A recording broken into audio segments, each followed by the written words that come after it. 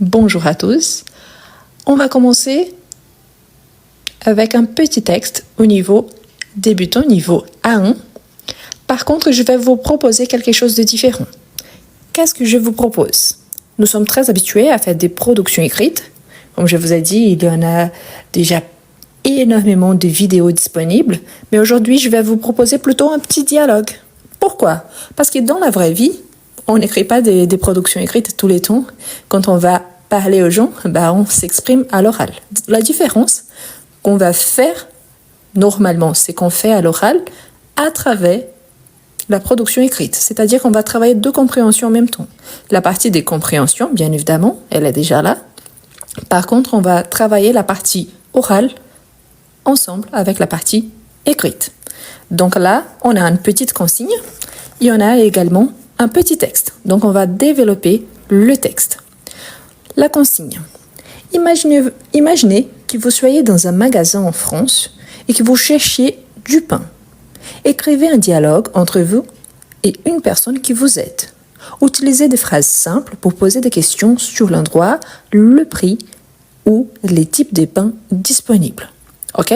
Donc on a déjà notre consigne.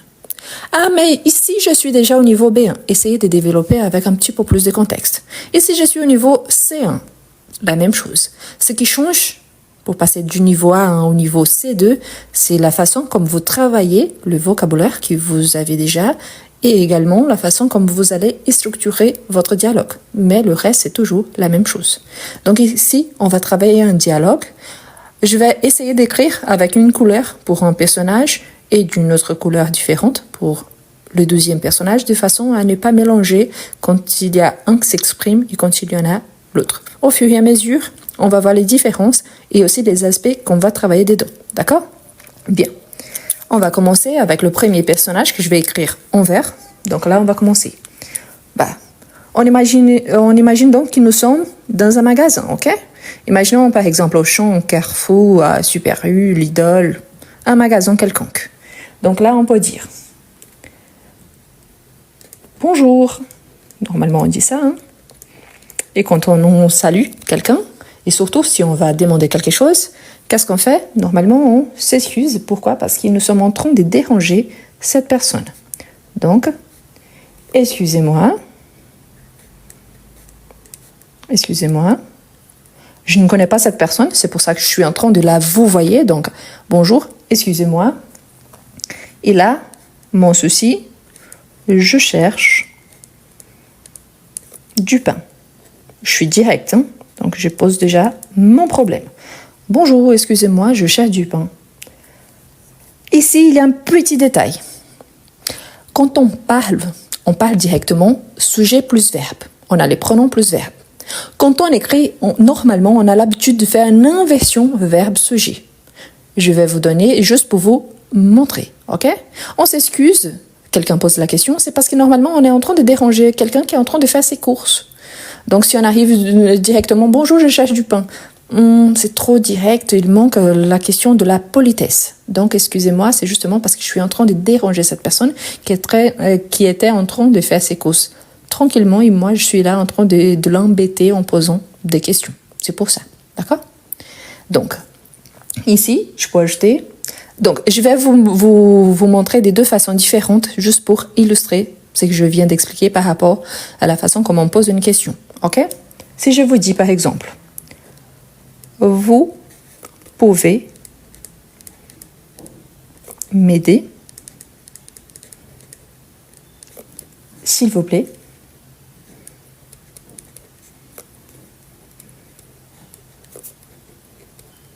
Ici, c'est plutôt comme on dit dans la vraie vie. Vous pouvez m'aider, s'il vous plaît? Quand on écrit, normalement, on a l'habitude d'inverser le verbe avec les sujets. Pourquoi ça arrive? C'est justement pour marquer qu'il s'agit d'une question.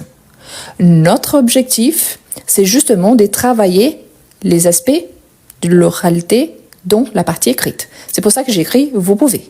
Ici, j'écris « pouvez-vous m'aider, s'il vous plaît ». C'est correct. Surtout qu'ici aussi, c'est un texte écrit. C'est juste pour vous montrer qu'il y a cette petite particularité.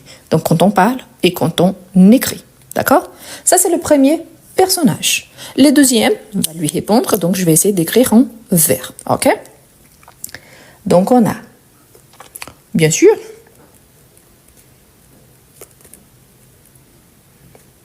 n'oubliez pas l'accent, hein, parce que si on n'a pas d'accent, on a une préposition. Donc sur ici, c'est de la certitude. Ok? Bien sûr, la boulangerie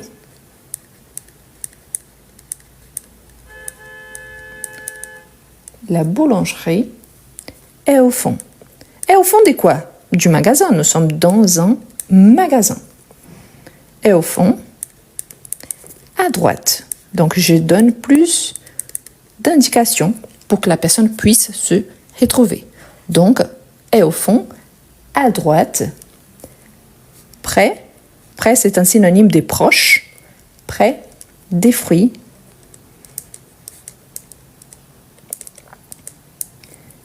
et légumes. Donc ici, on peut se repérer par rapport aux indications données. Donc bien sûr, la boulangerie est au fond, à droite, près des fruits et légumes. Ok, donc là, normalement, quand on a une information, qu'est-ce qu'on dit? Ben, on va remercier. Donc, merci beaucoup.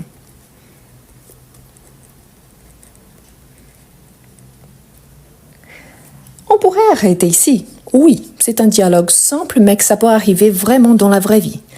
Par contre, dans la vraie vie, parfois, on a envie de poser une deuxième question. Parfois, ça arrive. On pourrait s'arrêter là. Hein. C'est un petit texte de niveau débutant. Par contre, je peux continuer. Et qu'est-ce que je peux dire, par exemple? J'ai encore une question. Donc, là, la même chose. Je vais poser une question. Je pourrais utiliser l'inversion verbe-sujet. Oui. Ici, comme je veux m'approcher un petit peu plus de la façon comme on s'exprime à l'oral, je vais utiliser sujet-verbe. Mais vous savez donc qu'on peut utiliser tous les deux, surtout s'il s'agit d'une expression orale ou d'une expression écrite. Et vous savez,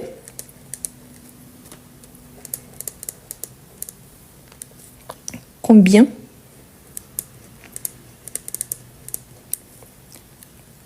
coûte une baguette? Imaginons qu'il s'agit de quelqu'un qui vient d'arriver dans la région, dans la ville, ici en France, qu'elle n'a pas beaucoup d'informations. Ah, mais c'est un peu bête parce qu'on sait toujours le prix. Pas forcément. Le prix, il peut changer d'un magasin à l'autre, d'une boulangerie à une boulangerie de magasin. Donc oui, le prix, il peut varier. Donc c'est pour ça la question. Ah, ce n'est pas normal de dire combien ça coûte.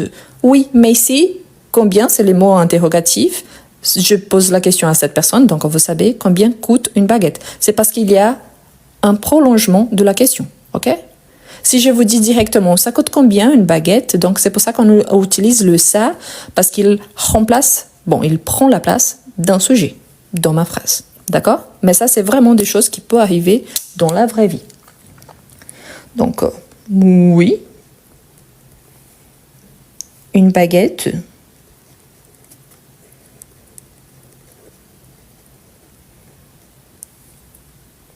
classique, parce qu'on a plusieurs. Hein. Une baguette classique, une baguette tradition par exemple, une baguette, il y en a plusieurs. Donc, coûte environ 1 euro. Et pourquoi je dis ça? Environ 1 euro. Peut-être ça coûte 90 centimes, peut-être ça coûte 1,10 €. Donc, c'est la moyenne. Donc, environ, c'est à peu près. Donc, environ 1 euro. Ah, si je suis en train d'écrire, je peux utiliser les E avec le symbole là d'un euro? Oui, il n'y a aucun souci. La différence est ici pour bien montrer que je parle d'une monnaie et cette monnaie, c'est l'euro. Mais là, voilà, il n'y a pas de souci. C'est exactement la même chose. Donc, une fois de plus, donc, ok, d'accord.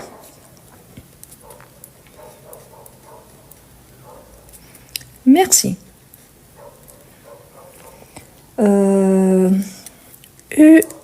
Une question de plus. Et si je veux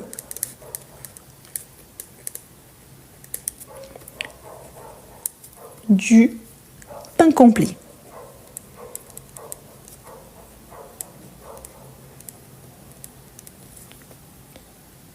Je le trouve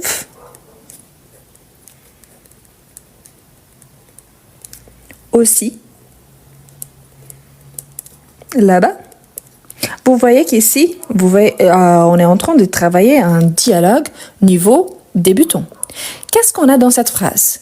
Ici, je veux du pain complet. Ça nous montre un petit peu plus de vocabulaire par rapport à quelqu'un qui est en train d'apprendre la langue française. Pourquoi? Parce que nous sommes très habitués à savoir ce qui c'est vraiment une baguette, de quoi il s'agit. Mais ici, je parle d'un pain complet. Et en plus, quand je dis « je les trouve aussi là-bas », donc je trouve quoi? Le pain complet, donc je sais qu'il s'agit d'un complément d'objet direct que j'ai remplacé ici, du pain complet, donc j'ai remplacé. Je le trouve pour éviter la répétition. Là-bas, pour dire par rapport au fond, à droite, près des fruits et légumes, dans cette même espace de la boulangerie. Et pourquoi je dis ça? Parce que parfois, quand il s'agit d'un magasin, on a des rayons différents et parfois, il y a des emballages de pain qui sont placés différemment. Par exemple, la brioche, elle est placée d'un côté quand elle vient, la brioche industrielle, et la partie boulangerie, c'est d'autre côté. Ça peut arriver, hein? C'est pour ça que c'est important de travailler de cette façon-là. Mais vous voyez que c'est vraiment quelque chose qui nous arrive au quotidien. Je me suis inspirée d'un dialogue que j'ai eu avec quelqu'un que j'ai aidé très récemment dans un magasin. Donc, c'est-à-dire que ça peut vraiment arriver. Donc là, on continue. Il y a la personne qui répond. Donc,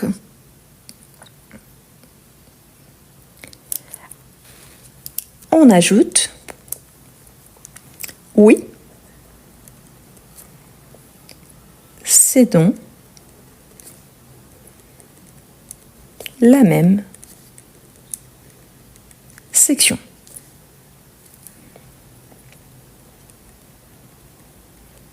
Donc là, on va continuer. Vous verrez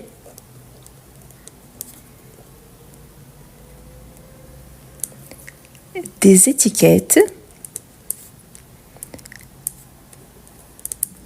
Des étiquettes, normalement, on a soit au-dessus, soit au-dessous de chaque produit pour les identifier.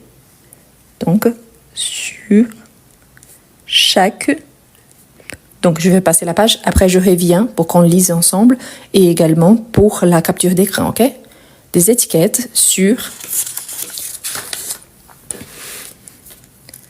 chaque type de pain.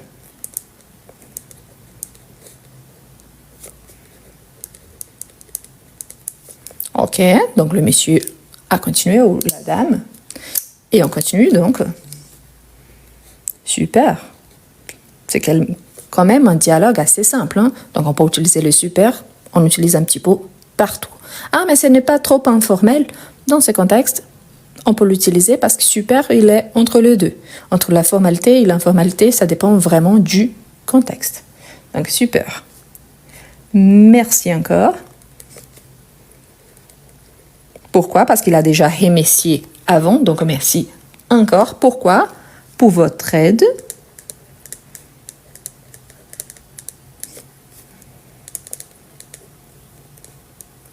Et normalement, quand on va partir, donc, pour la personne qui a dit qu'elle, Colline, j'imagine que vous venez d'arriver, c'est les mots chaque, donc c'est le complément, ok? Donc, si c'est que de chaque, non, il n'y a pas de faute, c'est un complément. Donc, si vous venez d'arriver, vous attendez pour savoir de quoi il s'agit, d'accord? Et là, on va souhaiter une bonne journée à la personne. Donc, bonne journée. Et l'autre personne, comme il vient de remercier, donc on dit avec plaisir. Avec plaisir. Donc, bonne journée.